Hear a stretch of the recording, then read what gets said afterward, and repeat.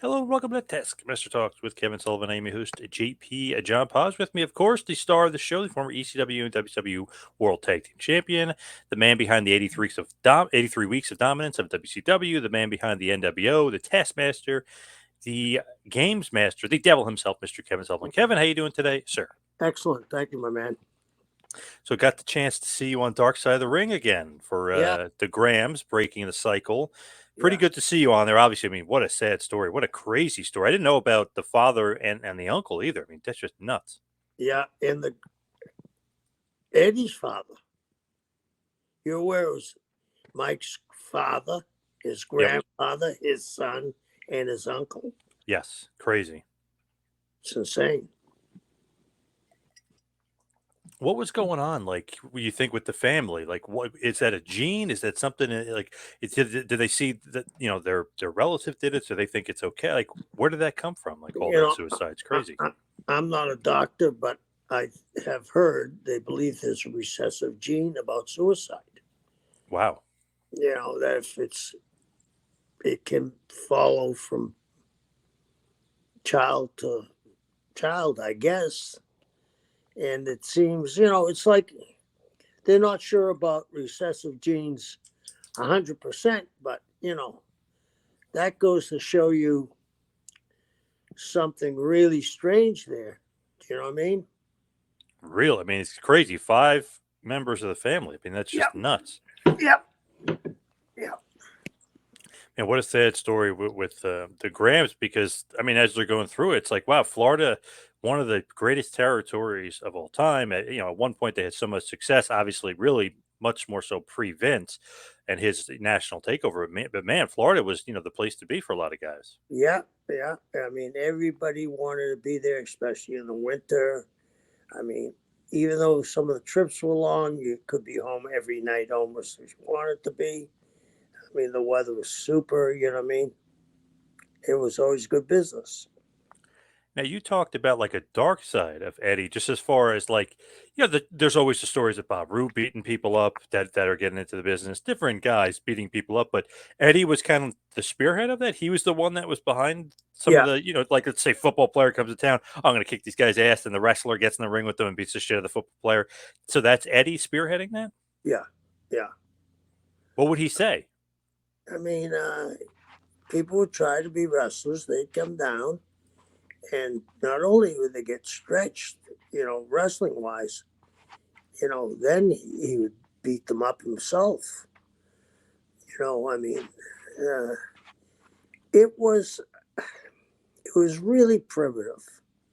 You got to realize we put our mores on what's happening now than what was happening then. You know what I'm saying? Uh, do you know when Eddie came down? I believe it was 1960 or 61 at the latest, and took over Florida with Cowboy Luttrell before he bought Luttrell out. Florida was not a summer territory, it was just for the winter. And it was, Florida was a lot more like Texas at that time. Cowboys, you know what I mean? I don't know if you know this, JP. Florida produces the second most cattle of any state in the union. Really? Yeah, yeah. No. Texas is first, they're second. So, I mean, all the way to probably the mid 80s, uh, that was, then, Florida is a really distinct state. Like, there's Southern Florida, there's Northern Florida, Northern Mid Florida, like Tampa and Ocala. Well, Ocala is horse country, they raise horses. And then, you know, the panhandles, lower Alabama, right? Uh, Jacksonville, Tallahassee, really South Georgia. So, can you imagine how redneck it was back then? Big time. Yep. So, if you were running wrestling and you had all these cowboys hanging around, you had to do something to keep them in line. I'm not saying that he was right, but let's go back to 1960. What would you have done? Right. I mean, it's just a sign of the times. It's nothing bad. It's just interesting to hear that part because I didn't know that he was really like, spearheading, basically making sure keep kayfabe, don't let anybody in the business that he doesn't want in the business. I just thought that might have been more like the wrestlers, No, basically putting that together. I'll give you an example. Johnny Valentine and Red Bastien were working a program, and they were going to be the towns were booked for a month, and they happened to get together and go on their boats and met on this island. There's a little key where there's a either Spanish American War or First World War fort. It's called Egmont Key. You have to go there by boat. They were as far away as you could be, and somebody saw them and mentioned it to Eddie, and Eddie fired them immediately. Wow. And they were his friends too. And he fired them immediately and replaced them. So for him, it was survival. I mean, you're in Tampa. Tampa was a very small city in 1960. Everybody knew where the wrestling office was, right? When you were a kid, did you have any idea there was a wrestling office in New York City? No. Nope. Well, in Tampa, it was completely different. It was a small town. So they could have had a lot of problems. And I think Eddie was marking his territory, pissing on his area and letting everybody know it was Eddie Graham's business. Now, did he carry to extreme? And later years, yes. Was he involved with a lot of the wrong people too? I've heard that story 1,000 times. I never saw that side of him being with the wrong people. Could he been? I mean, Florida is one of the most corrupt states in the union. Inside trading. I think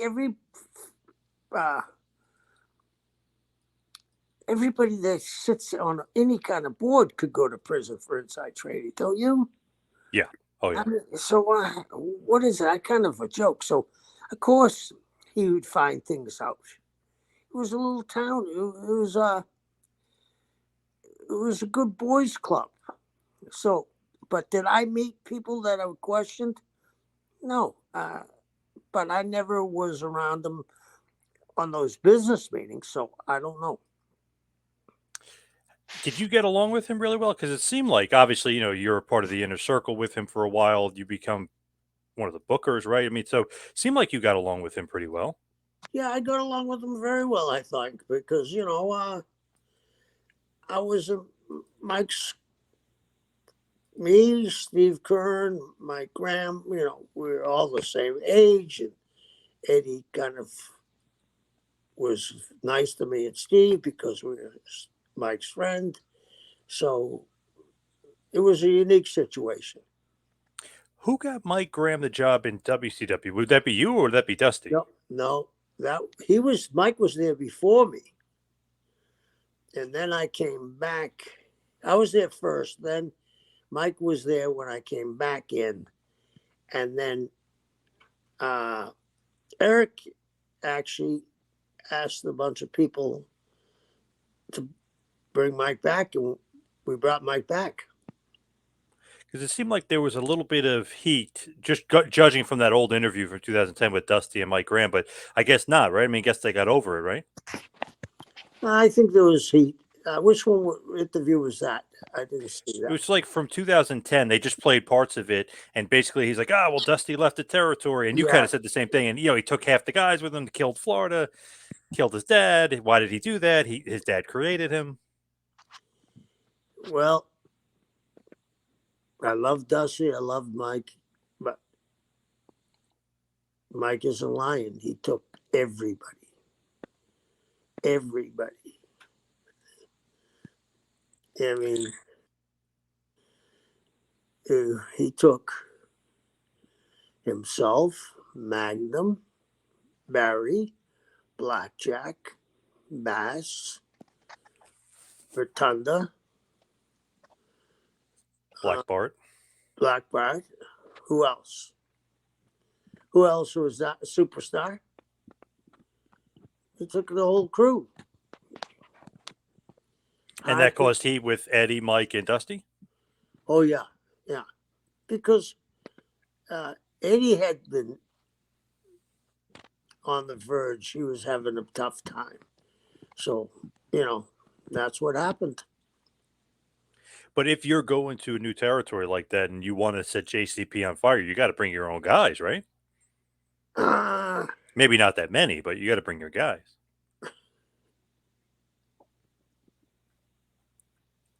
A guy gives you part of a territory. So they definitely felt like Dusty maybe stabbed them in the back a little bit. Yeah, I mean, you can look at it both sides. I'm not going to say anybody was right or anybody's wrong. Dusty thought they didn't. There were some words after a big show that Dusty could produce a big show, but he didn't know how to follow it. And there's a lot of things said. And sometimes, being around someone all the time, you get content. You think you can air your grievances out. Well, you don't know how people in our business with their egos will accept. And it's interesting, in 85, he brings you in for 2 months. So is that okayed with Eddie Graham? And, well, really, I guess Eddie's on at this point, but is that like okayed with Mike Graham that, hey, by the way, I'm going to go work for Dusty for 2 months, but I'm going to come back and, I'm going to start fighting Wahoo McDaniel and everybody else? I wasn't even really in the territory full time. So I was working all those places you mentioned to me before. So I was working in San Antonio, Polynesian Pro. Polynesian Pro. Did you say St. Louis? St. Louis. Yeah. So there was a lot of places where I was living in the Bahamas at the time. And so I wasn't working just for Florida. So it wasn't like I was leaving them. It's interesting, though. Like, does Dusty want to keep you for longer? Because I think it's basically June of 85, and then you're gone by August of 85. Did he want to keep you longer, or was this one of the things where, like, nope, I'm headed back to Florida? It's just 2 months, and that's it. No, I actually went to Continental, and then from Continental, I just gotten the book, and then they called me, Florida, offered me the book, and I decided, I would talk to Ronald, I decided to go back to Tampa. And then when Crockett acquired Florida, I kind of merged into that with them. So basically, Mid-Atlantic Championship Wrestling, JCP, part of the NWA here in 85 for these 2 months.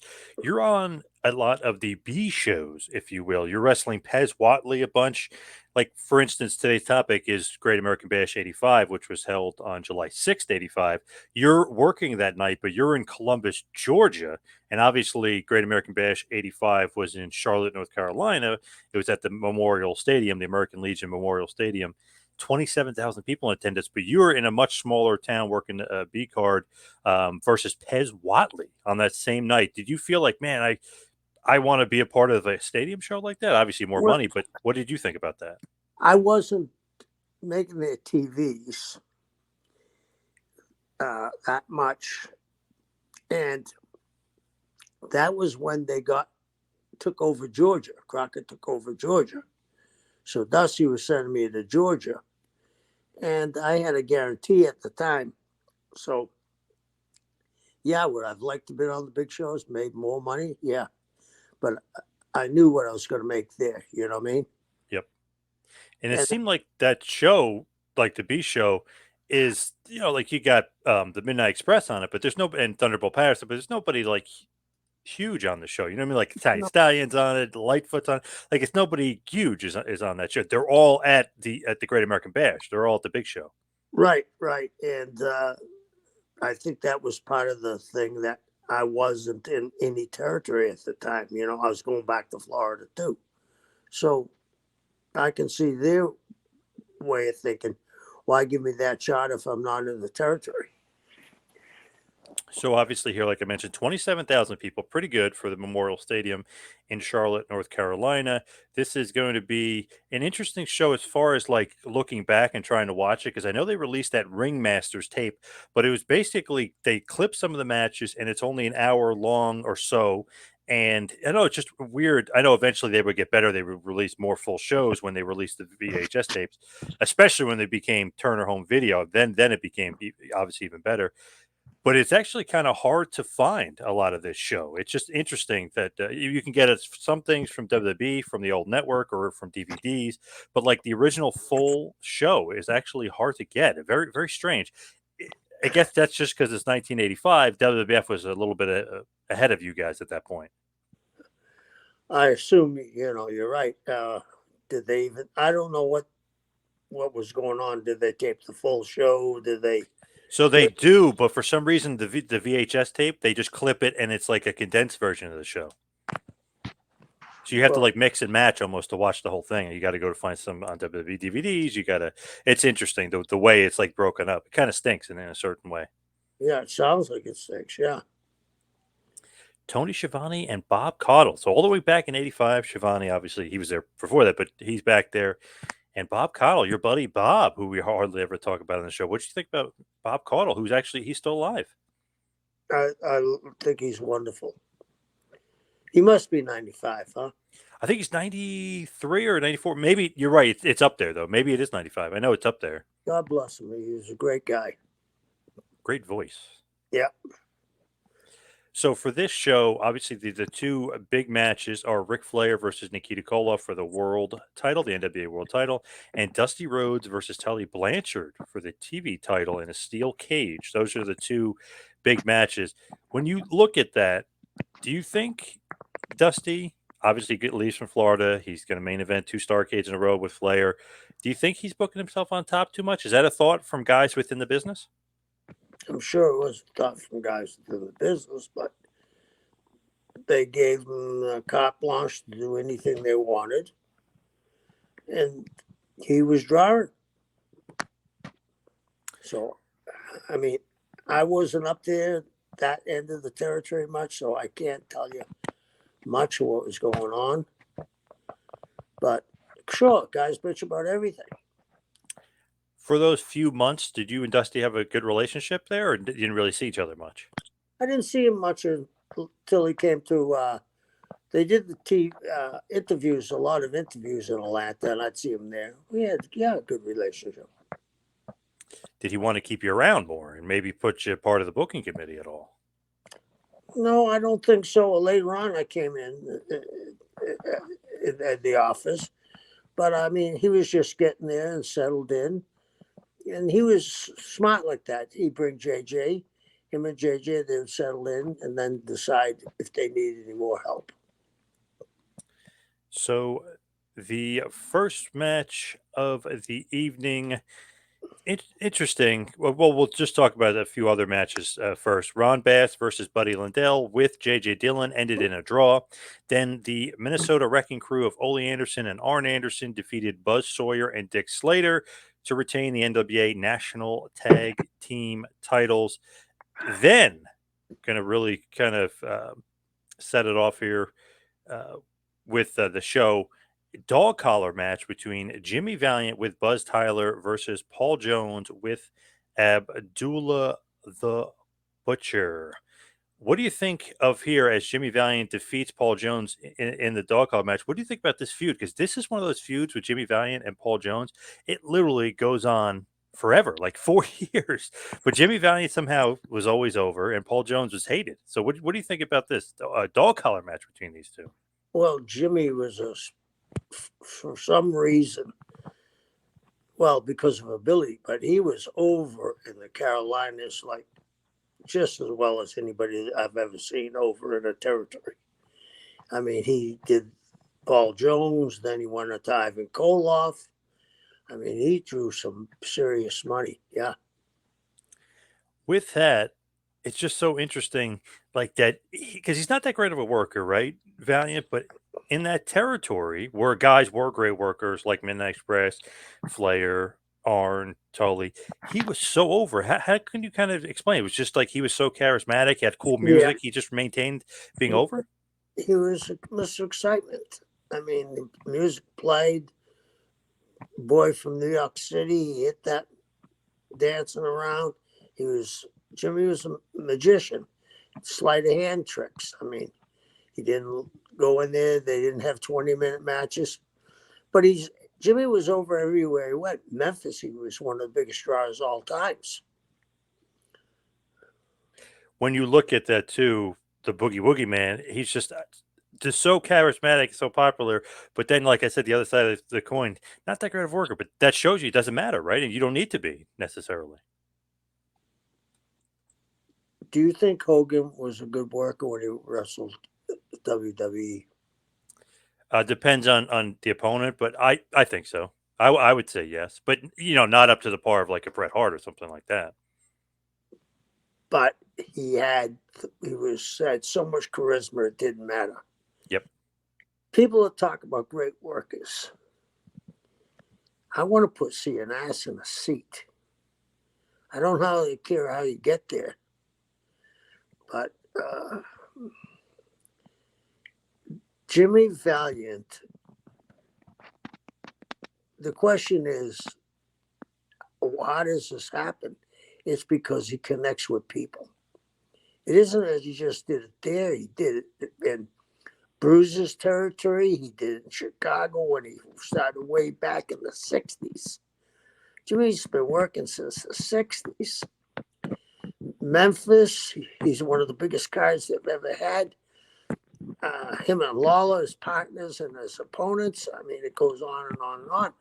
He's a WWE Hall of Famer, right? The Value Brothers. Yep. Jimmy's been a big name and drawn a lot of money for a long, long time. So I don't think anybody's ever drawn as much money as Jimmy this length of time. He's been around forever. Yeah, you're right. He has been around a long time. Mid-60s.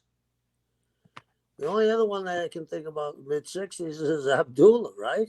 Yeah, and he was out there with Paul Jones and Paul Jones's army here for this one. So yeah. So, and with Hogan and stuff, I mean, to me, almost underrated in ring. Like I always thought he was good in ring anyway, but he didn't need to do much because he could wag his finger, the crowd goes nuts. You know what I mean? He put his cup his ear, crowd goes nuts. He knew when the spots to work and not work. But to me, you're right. Putting asses in the seats is paramount. Right. So the next matchup, Manny Fernandez, Sam Houston, and Buzz Tyler versus Abdul the Butcher, Superstar Billy Graham, and Conga the Barbarian. So the Barbarian is up there as well. Manny Fernandez, Sam Houston, and Buzz Tyler defeat Superstar Billy Graham, Barbarian, Abdul the Butcher in a 6-man tag. Pretty loaded as far as some talent on the heel side, but the baby faces, Fernandez, Houston, and Buzz Tyler end up going over. Interesting. Yeah. What did you think about Superstar Billy Graham at this point? Because it's 1985. It's Great American Bash. It's NWA. It's not WWF. It's not 1997 or 1977. It's not New York City or Philly and him being the champion. But he's still Superstar Billy Graham, right? Oh, without a question. He just came from Florida, drawing a lot of money. Did you think though that he was like a shell of his former self? What did you No, think about him in '85? He looked fabulous. He made a recovery. I mean, he's back in the tie-dye. With the earrings on, he looked great. He got rid of that karate gimmick. He looked great. What was up with that karate gimmick? That was awful. I think he did that to sabotage Vince, which was crazy. Wow. Yeah. Such a weird gimmick, and it didn't fit him at all. Didn't look like him. Just crazy. Yeah. But here, with Dusty bringing him back in, do you think Dusty had any plans to give him a bigger push than, basically kind of the mid card here? Oh yeah, yeah. He was gonna get. He was seeing how superstars' temperature was. If you get my drift. Yeah. Yeah. So then the next matchup, again, like I mentioned before, the Nature Boy Buddy Landell with J.J. Dillon versus the Outlaw Ron Bass. They end in a draw here. I don't know. It's kind of a shorter match, not really that great. It just seems like I don't know. They're just throwing it out there to throw it out there. No real big storyline. Just almost like a Southern style brawl, but too real short to make an impact, and it ends in a draw. So I don't know. To me, not big show worthy, if you will. This is like, I don't know, house show stuff or TV stuff, but big show like that, you want some sort of definitive finish, and there wasn't in this match. It ends in a draw. And I don't know what they were doing on TV with this. Do you? No, I don't remember. So I have no idea. So it's kind of hard for me to tell you what I think they're doing. What did you think of the Outlaw Ron Bass? Like, what did you think about him? Did you think he was almost like a poor man Stan Hansen? I know obviously he's not, and he's more than that. But did you almost have that sense of him and how he was booked sometimes? No, I think there's only one Stan Hansen. You know, I think he was a different character completely. You know, and Ron had been in Florida. There was another guy that was in Florida. Manny Fernandez was another guy that was in Florida. Buzz, Dickie Slater. Yep. You mentioned about half that crew. Yep. Florida, yeah. Do you like Buddy Landell doing the Nature Boy gimmick while Flair is on top of the card as the world champion? Do you like that? Obviously, they did. They were going to put the belt on Buddy. Like looking back, really? Wow, looking back, it's just interesting. No, they were going to put the NWA title on Buddy Landell. Yeah. Wow, how does that go? Why didn't it happen? Or how did it go? Like, how is it gonna happen, and then how come it didn't happen? Well, they worked into the program. They were working that program when it didn't happen. Was they went to TV and Buddy didn't show up. Dusty called him and he said, "Buddy, get your ass down to TV." Buddy been up all night and hung up on him, and that was it. They fired him. But he's going to become the NWA World Champion. Wow, who is he going to be? He was going to be Flair? Ric Flair. Oh, my God, really? Yeah. Did Buddy know that? Story. Yes, that's a well-known story. Everybody knew it. That was in the territory. Man, it just didn't seem like, to me, I mean, he's awesome, an awesome worker, but it just didn't seem like world champion to me. Well, they thought they could draw a lot of money with it. Nature Boy versus Nature Boy? Yeah. What was Buddy's excuse for, like, blowing it off? He's just too drunk? And whatever? I wasn't there, but from everything I gathered, he just didn't want to go to TV. Oh, my God, unbelievable. And he was told he was going to win the title, and he still wouldn't show up? Yeah. Wow, what a big mistake on his part. Jeez Louise. Yeah. Because to me, I was always like, two Nature Boys, and like kind of doing the same gimmick. And then they kind of had Terry Taylor eventually kind of come in and doing the similar gimmick. I just hate that for the same territory doing the same gimmick. Terry was doing the Nature Boy gimmick? Similar, very similar. Oh, yeah. Oh. The look was very similar for a while. Okay. When you look at Buddy Landell, is he like one of the guys where you would say like, wow, that might be like the biggest miss just as far as like potential and where he could have been? There's been a lot of them, but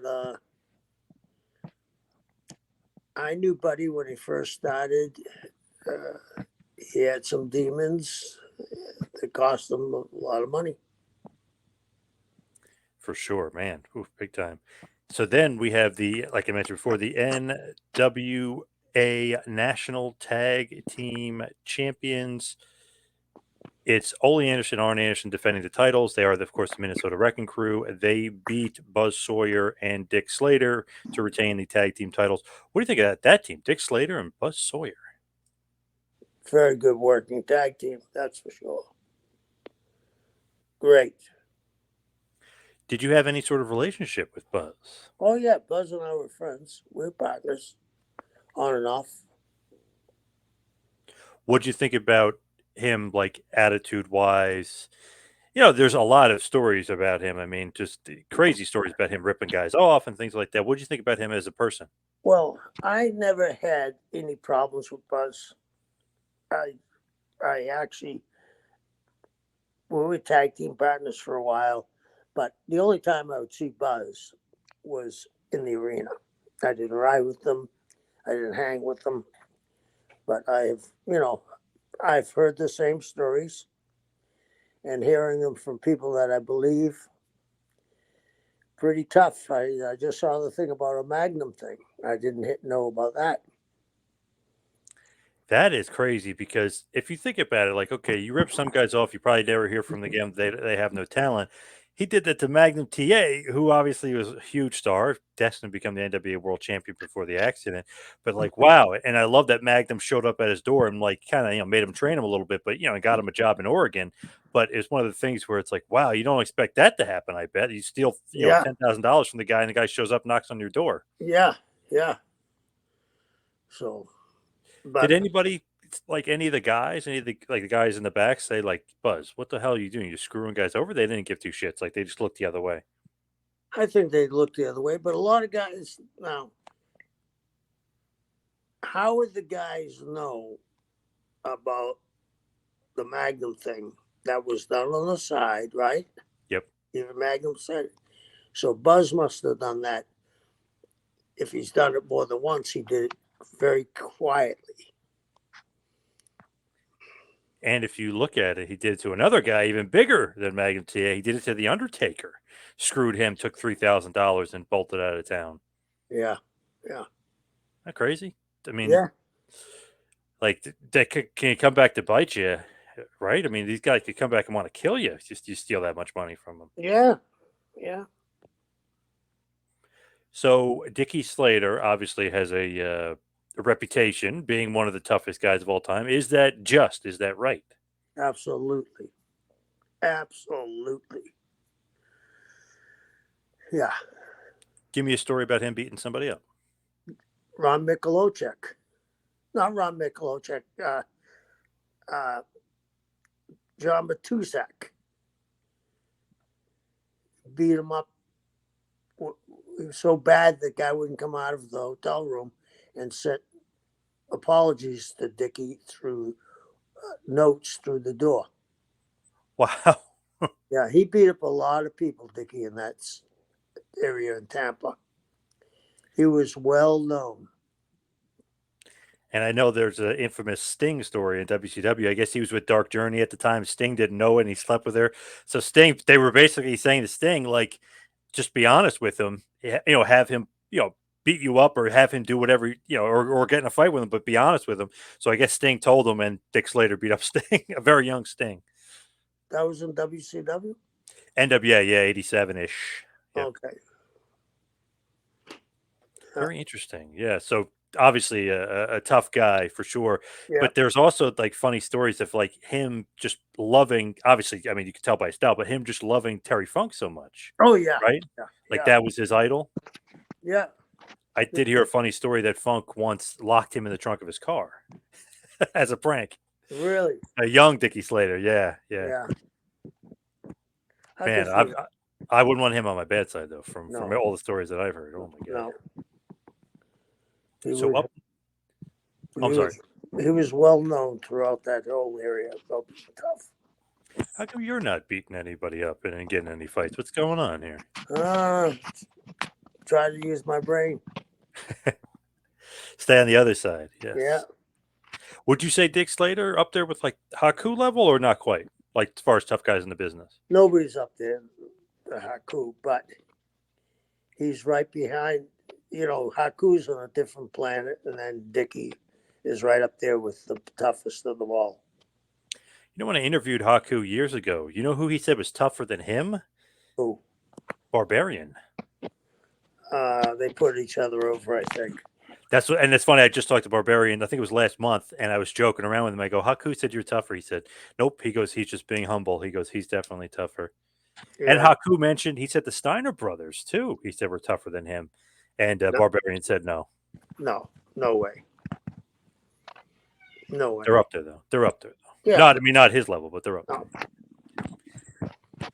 So next up, NWA World Tag Team Title match: Crusher Khrushchev and Ivan Koloff, the tag team champions, versus the Road Warriors with Paul Ellering. It ends in a double disqualification. Of course, the Russians retain their NWA World Tag Team Championship. What do you think about Crusher Khrushchev in the Russians team? Obviously, Barry Darso. I like them. I think Barry's a great worker. When you look at the gimmick, do you like him as the Russian gimmick? I mean, obviously he pulled it off, but do you like that gimmick for him? Well, he pulled it off, so I gotta like it. And they were using that to bolster Nikita up too. Bolster what? Nikita up. Oh, okay. Because obviously you had the three of them, Ivan, Nikita, and Crusher Khrushchev, and obviously the Russians at that point, with the Cold War, over like Rover as heels. I mean, they were absolutely hated. Yeah, yeah. Interesting note here. Going into this match, it's NWA titles are on the line, but the Road Warriors are actually the AWA Tag Team Champions. Was there I know there was Pro Wrestling America, and there was like a good relationship because you guys would sometimes do joint shows. But how is the relationship really with AWA and NWA at this point in '85? Good, good, good. Basically, they both had a common enemy, right? Vince. Yeah, yeah. The war was, the enemy of my enemy is my friend. And what do you think about Uncle Ivan at this point? Obviously, he's towards the tail end of his career, but he's really helping getting these young guys over that are kind of the future. Big time, and I don't know why he's not in the WWE Hall of Fame. Didn't he get him and Vince Jr. didn't get along, and then he tried to sue them? Wasn't that the whole thing? I don't know. I don't know. I thought he was a part of that lawsuit against Vince, which seemed like Vince holds it against him because Crusher Khrushchev was also in a lawsuit against Vince, obviously as Smash, and their demolition isn't in the Hall of Fame either. Billy Eadie and him. So that must be the reason. Yeah. Pretty crazy if you think about it. Demolition, they held the tag titles for like 440 days. One of the greatest tag teams, not in. I mean, they should have been in 20 years ago. Yeah. Yeah. So the double DQ obviously keeps both teams strong and keeps the tag titles on the Russian team, while the Road Warriors, the AWA tag team champions, they probably didn't want the Road Warriors to be double tag champs, right? I would think so. I mean, I didn't know the politics that well, what was going on. That would be between Crockett and Dusty and Vern and Greg, I guess. You like that booking of having the Russian team during the Cold War for like easy heat? Do you like that? Yeah, yeah, they got over. They were drawing money. At what point do you think that might be like some cheap heat? Because I know, like, obviously Nikolai Volkov would always do the Russian national anthem. People are like, oh, it's such cheap heat. Like, is it really though, or is it good? Or is it good old fashioned pro wrestling? Well, it seems to be comes back, right? Don't you think you could do that gimmick today with Oh, big time. the Yep. Ukrainian flag? I mean, so Yep. it works. Or a big Putin supporter, yeah, you get huge heat. Yep. Yeah, yeah. I remember years ago, WWE teased that with Rusev for a little bit, and then it got too much backlash, so they stopped doing it. But he was like saying, like, my leader, Putin, and all this other stuff, and getting booed out of the building. Yeah. So the next matchup, Magnum TA defending his NWA United States Championship. He defeats Kamala with Skandar Akbar by DQ in about 7 minutes here to retain his NWA United States Championship. Interesting. Kamala making his presence felt here in the NWA in 1985. And obviously, Magnum U.S. champion. I mean, he was on his way to the world title. Yep. Yeah. Here as U.S. champ in '85, he's going to be Kamal here. He's going to start a feud with Tully, and that's kind of going to be the direction. Did you think here in '85, like he's definitely going to be world champion? Like there's no doubt about it, or were you not really on board as of yet? Well, I thought he was good, but I mean, I hadn't seen him work in that kind of situation very much. So I knew he could grow into it, but I didn't see him enough to say, "Oh yeah, yeah, he's the guy." You know what I mean? Because if you look at it, like he has a great look. They're slowly but surely building him up. Like everything was kind of going in that direction for him, like the slow build to the world title. And he definitely had the charisma. He had the look. He was pretty good in ring. He had a little bit of an edge to him, which I like.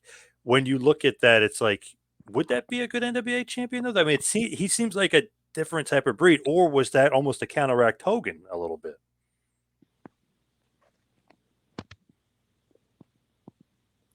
I'm not sure if they were thinking that far out to counteract Hogan. Because if you look at just, I don't know, like NWA champions in general, like guys like Flair, like the stalwarts, he was definitely like a new breed or a different breed. You Well, know, it was like 1985. The glitz and the glamour, the motorcycles, the leather jackets, it fitted in the time. It's hard for us to look back, right. and put our mores and thought processes back what shit was going on then. I think it would have been an awesome NWA champion, and a feud with Flair, I think would have been great. Yeah, I did too.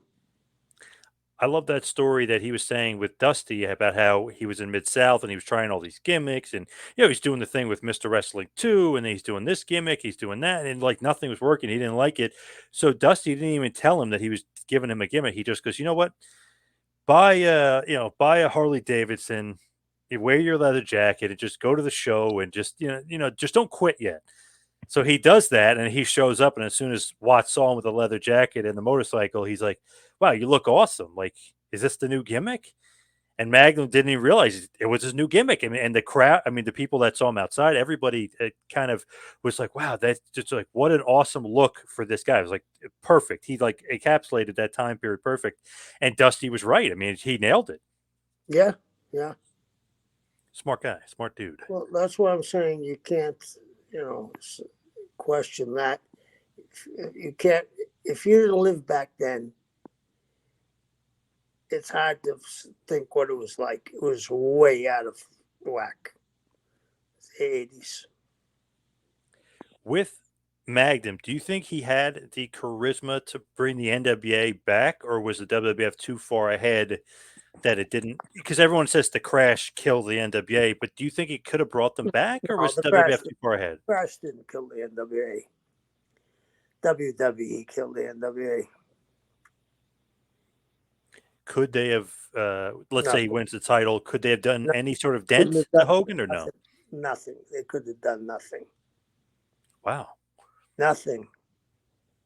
Would just been another good feud for Flair and Magnum, just been a Yeah. good feud. Here's the problem. Vince had Jim Barnett. Jim Barnett knew every TV manager, every program manager.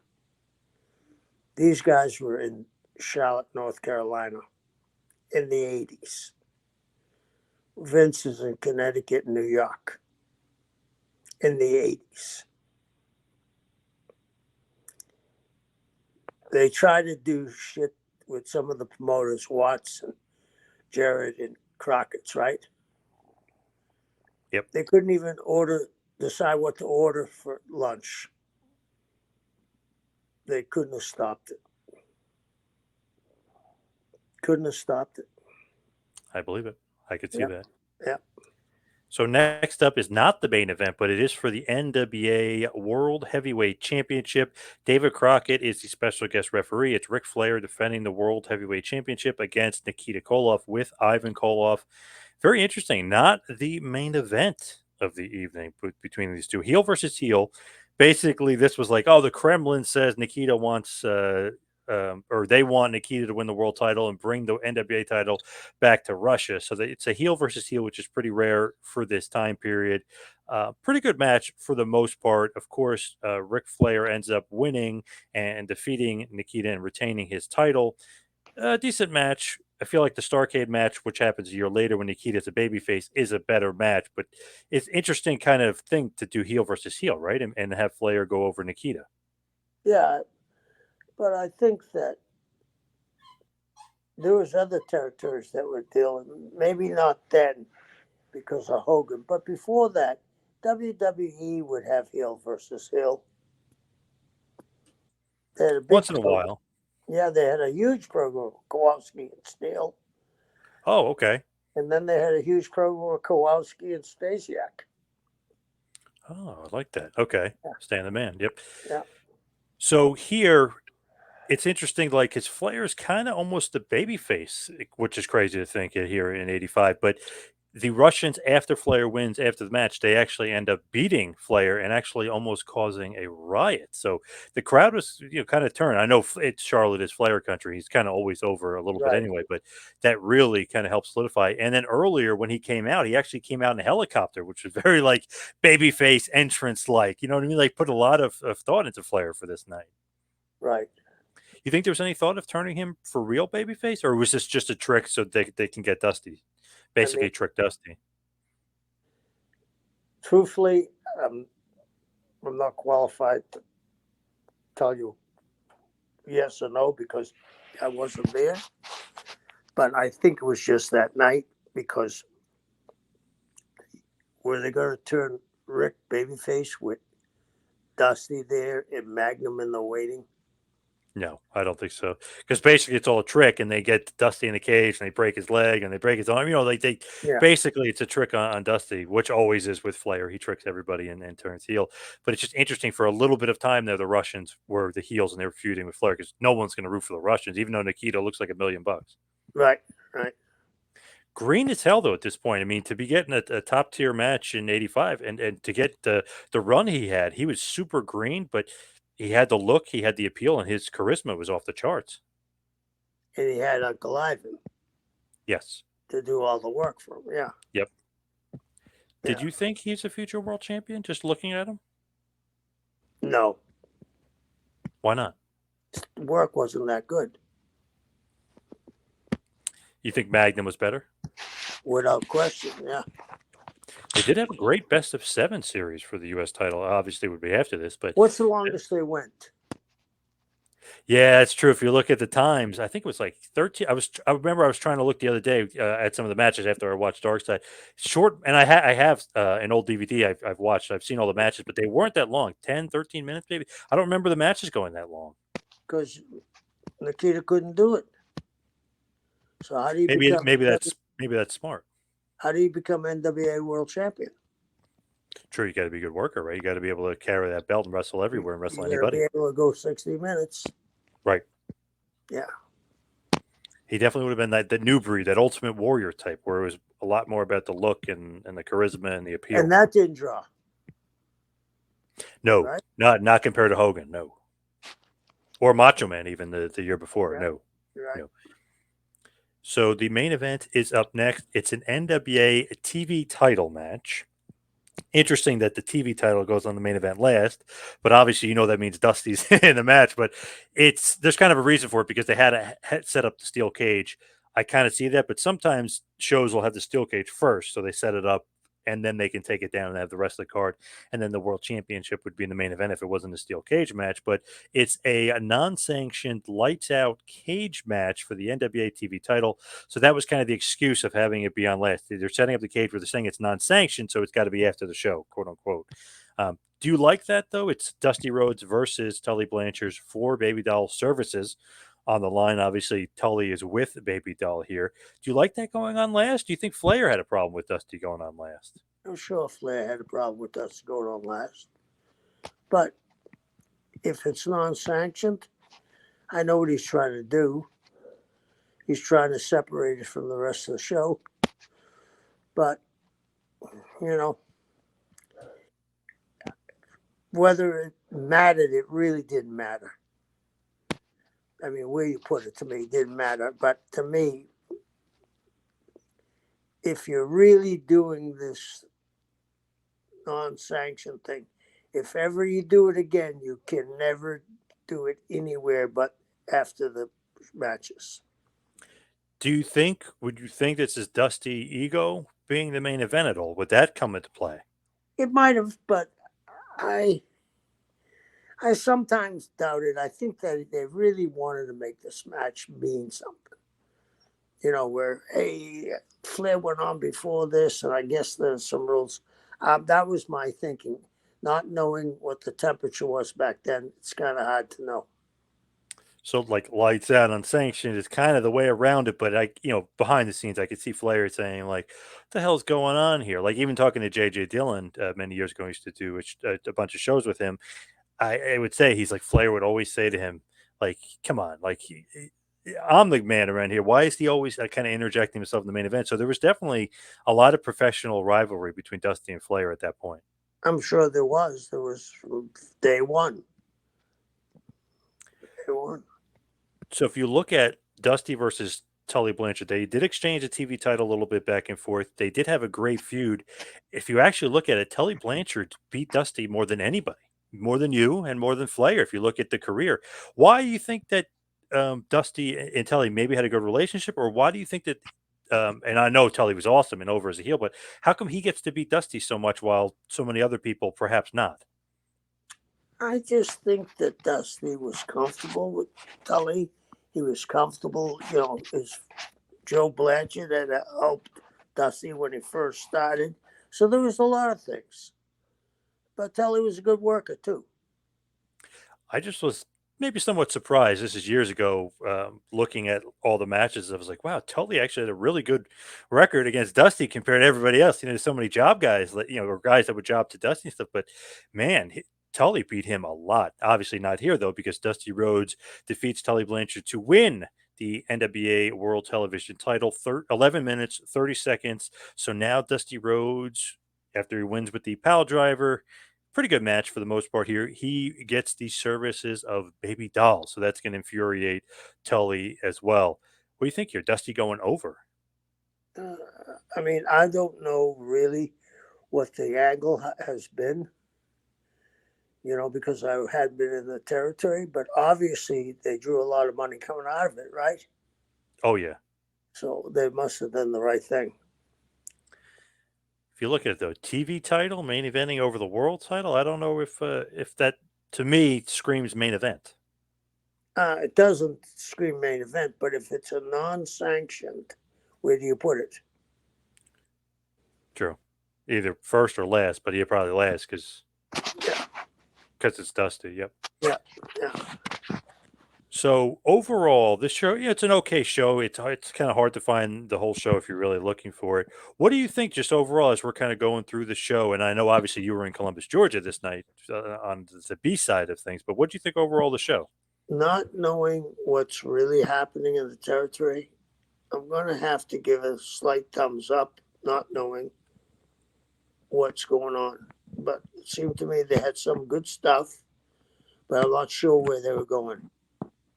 It is interesting that it's like Flair Nikita, so you're kind of turning Flair a little bit face here, but obviously he's the NWA champion. Dusty's main eventing as the TV champion and feuding with Tully, which the feud's going to continue, even though the babyface won the cage match, because now he has the services of Baby Doll, and obviously Tully's not going to be happy, so they're going in that direction. They kept the Road Warriors and the Russians both strong in the tag team division. The Minnesota Wrecking Crew of Arn and Ole are slowly but surely going to be joining the ranks of the Nature Boy and soon going to be forming the Four Horsemen. So, and then of course Magnum's going to start a big feud with Tully Blanchard as well, and Dusty's going to go back into feuding with Ric Flair. A lot of stars though. That's the one thing I noticed here. But I know WWF was loaded, but man, NWA was loaded in this time period as well. Yeah, they sure were. They sure were. Especially with the Midnight Express and Kevin Sullivan working B shows. I mean, that's pretty loaded. Yeah. Well, this is when they were trying to build up Georgia too. So I'm not really sure what was going on there. So I'm sorry I was kind of vague about that. Yeah, no problem. So let's hit the plugs. You can follow me on Twitter and Instagram at 2Man Power Trip. Check the website, tmptempire.com. You can follow Kevin on Instagram at Taskmaster Talks. Kevin, what else you got going on this crazy Well, day? I'm going to be down next weekend at Conrad's for his convention. So I'm looking forward to meeting some people. So come by and say hello. All right. Thank you, everybody out there, for listening. We'll see you right back here next week for a little Taskmaster Talks with Kevin Sullivan. We'll see you next week, folks.